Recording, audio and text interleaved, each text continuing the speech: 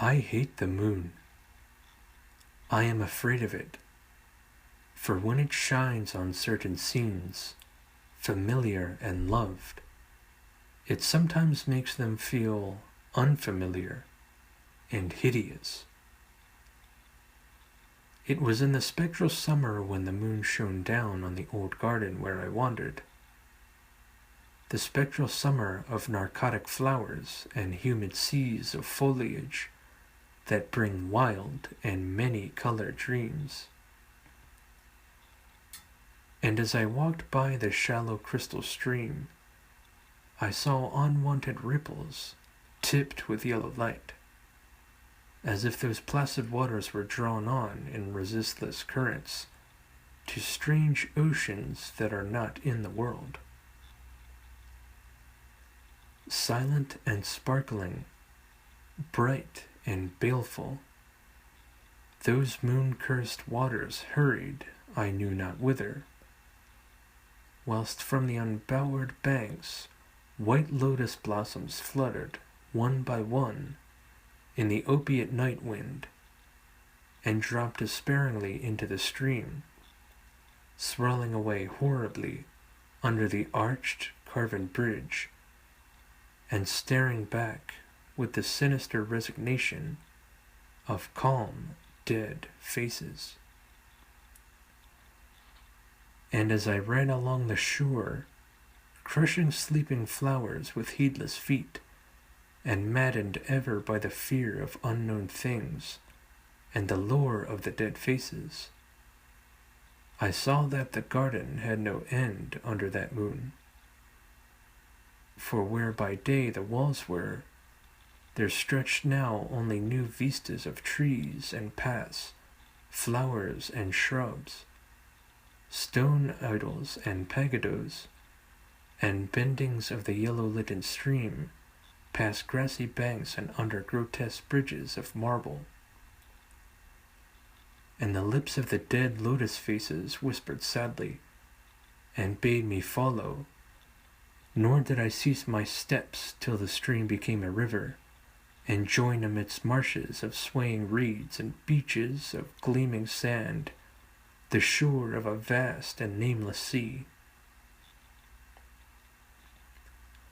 Upon that sea the hateful moon shone, and over its unvocal waves weird perfumes breathed.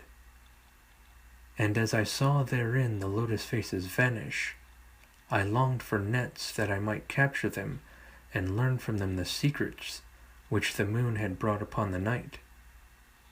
But when that moon went over to the west, and the still tide ebbed from the sullen shore, I saw in that light old spires that the waves almost uncovered, and white columns gay with festoons of green seaweed.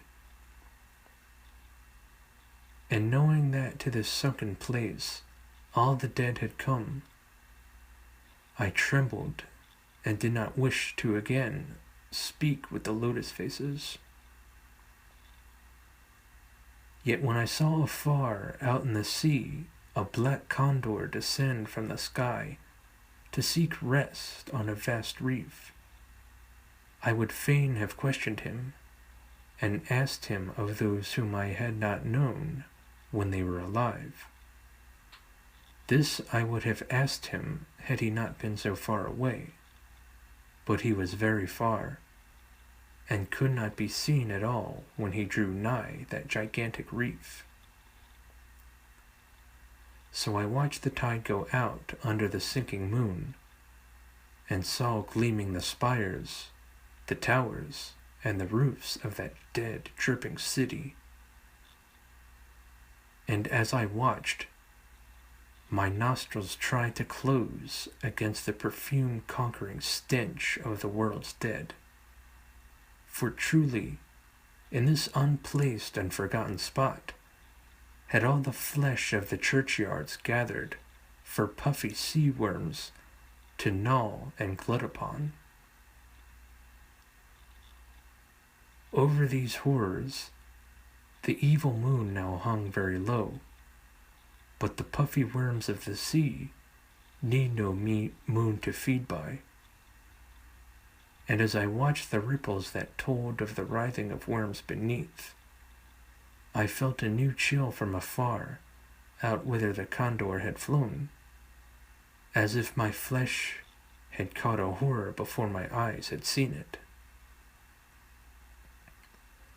Nor had my flesh trembled without cause, for when I raised my eyes, I saw that the waters had ebbed very low, shewing much of the vast reef whose rim I had seen before. And when I saw that the reef was but the black basalt crown of a shocking icon whose monstrous forehead now shone in the dim moonlight, and whose vile hooves must paw the hellish ooze miles below, I shrieked and shrieked lest the hidden face rise above the waters, and lest the hidden eyes look at me after the slinking away of that leering and treacherous yellow moon. And to escape this relentless thing, I plunged gladly and unhesitantly into the stinking shallows where amidst weedy walls and sunken streets fat sea worms feast upon the world's dead.